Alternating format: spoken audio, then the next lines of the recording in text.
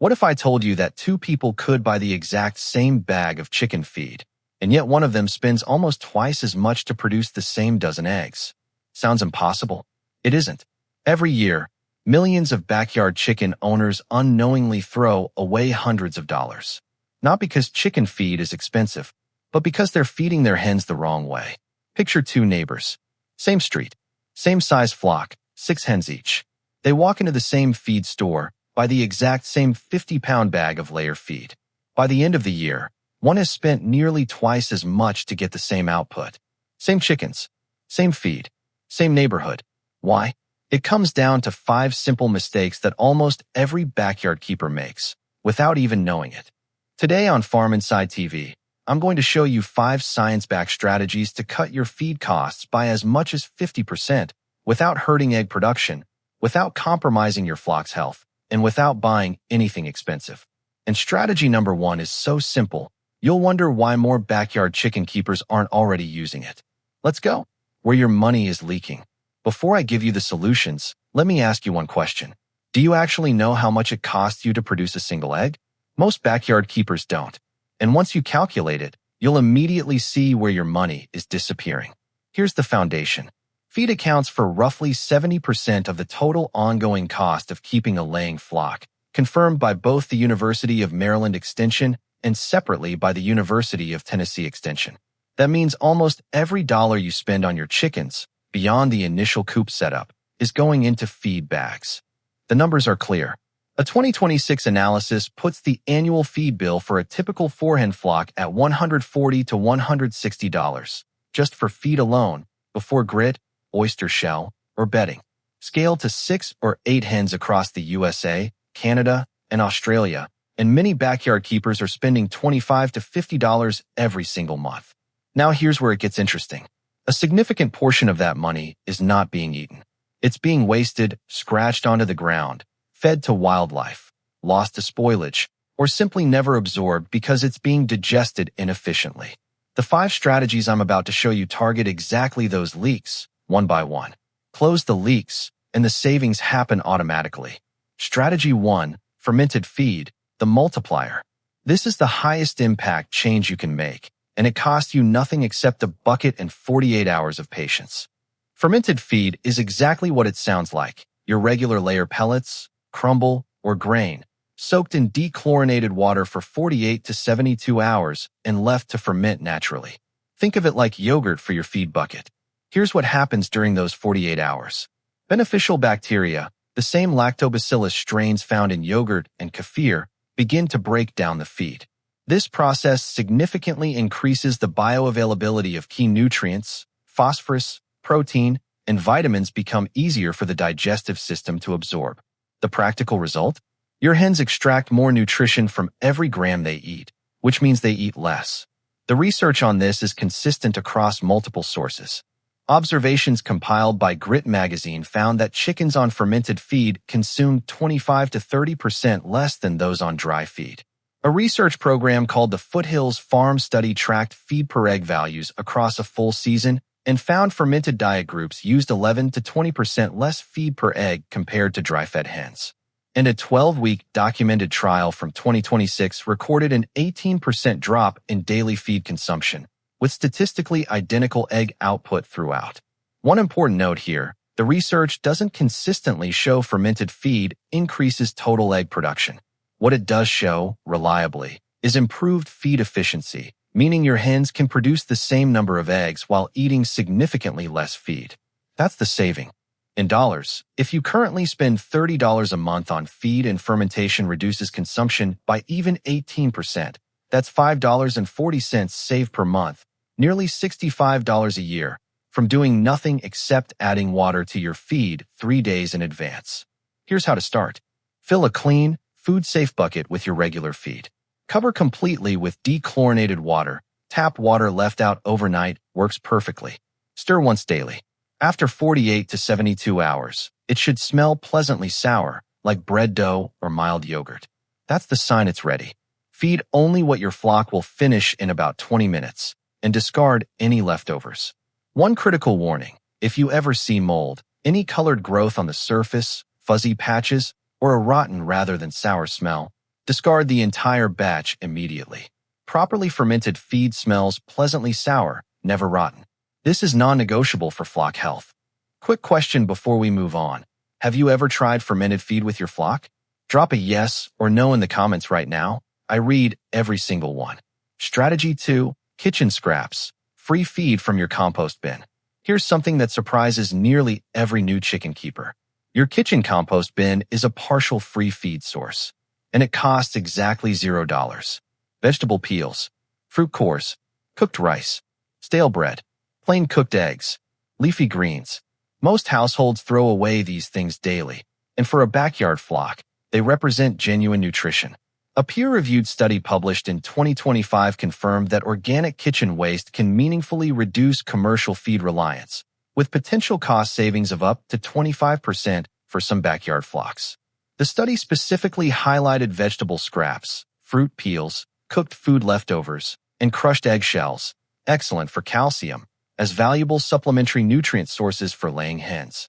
Here's what's safe: fresh vegetables, leafy greens, most fruits, cooked plain grains, and plain cooked protein sources like eggs or fish scraps are generally safe in moderation.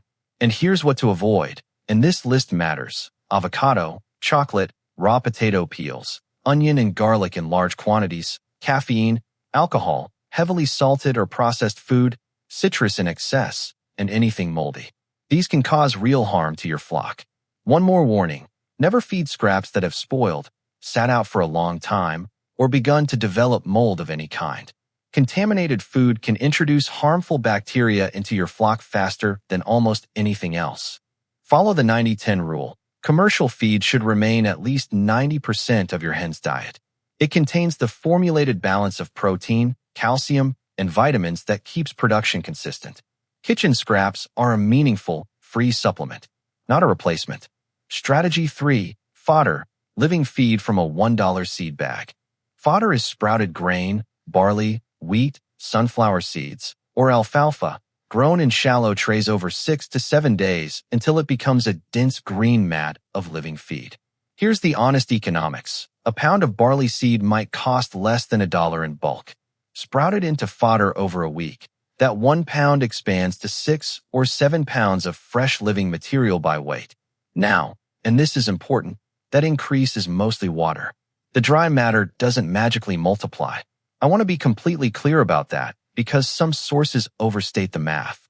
The real advantage of fodder is freshness and digestibility.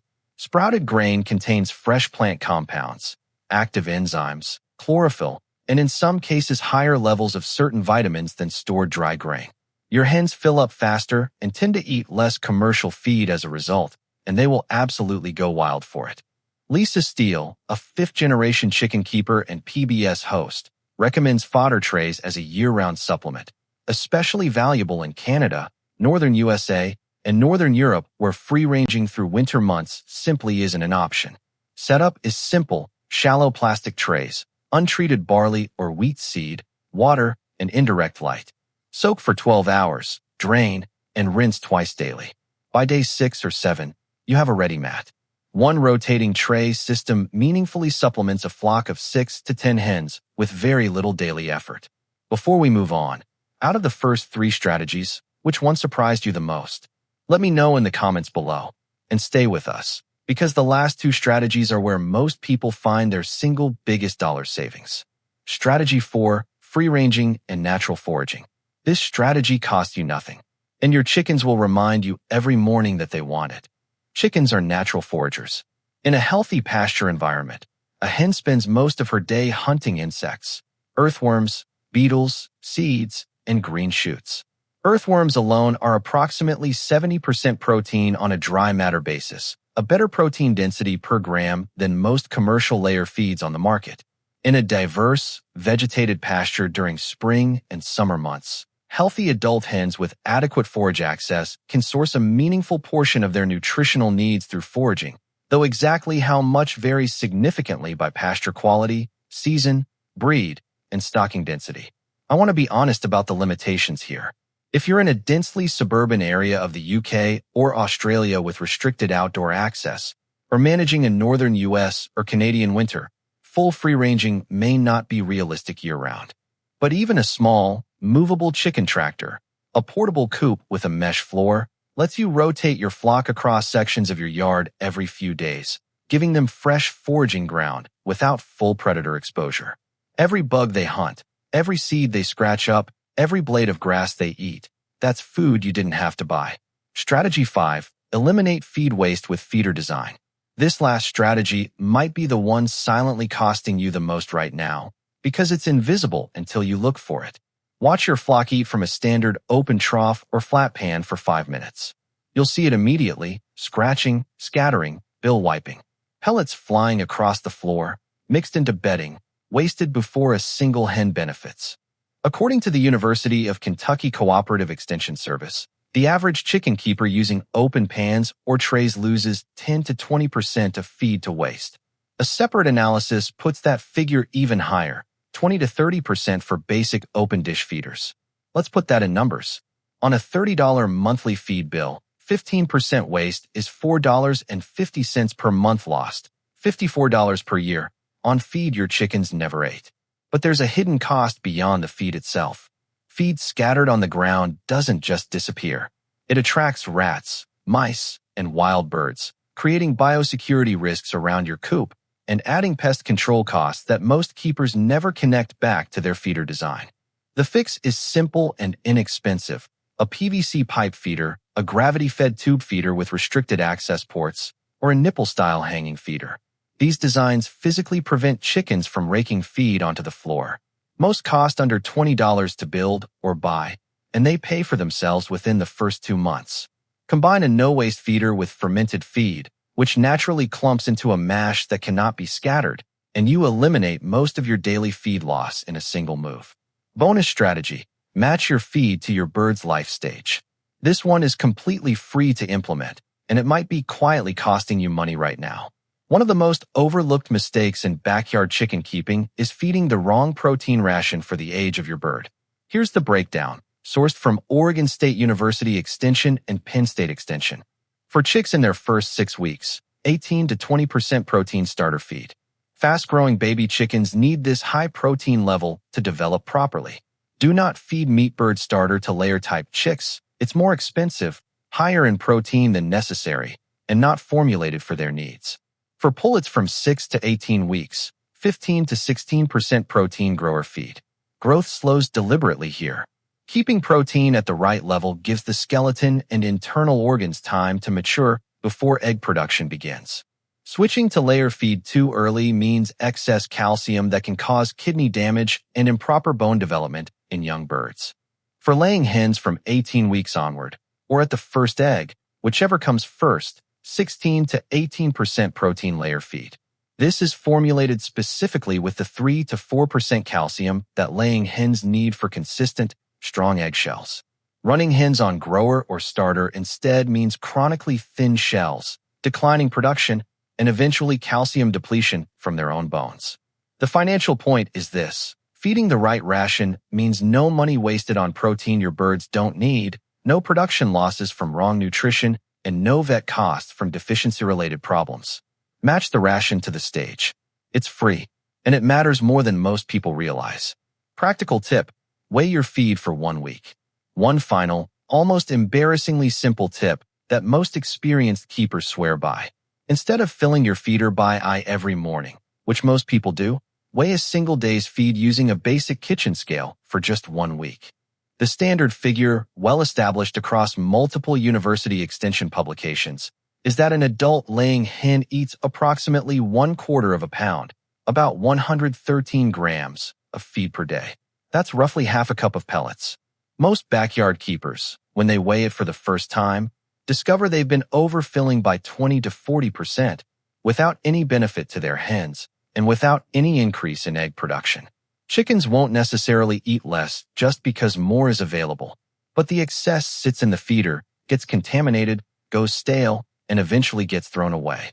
1 week of weighing tells you exactly where your baseline is.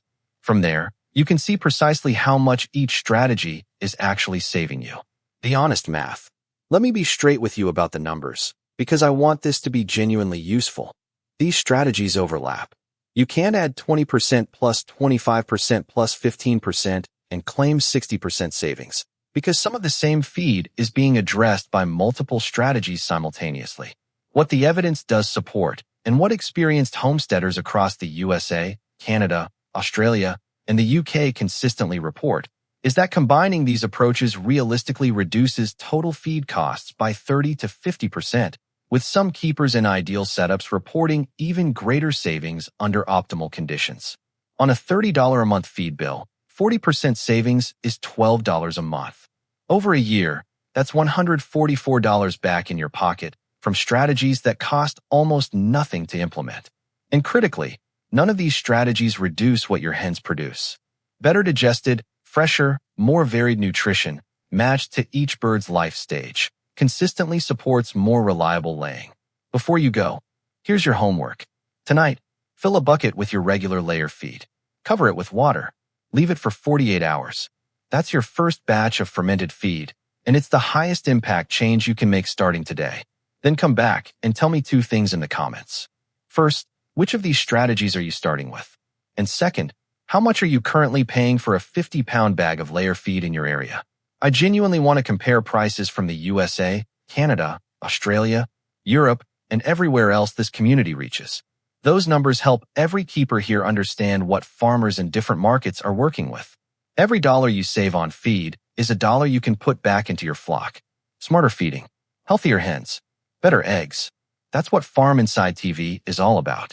If you're new here, welcome. Subscribe so you don't miss what's coming next, and we'll see you in the next video.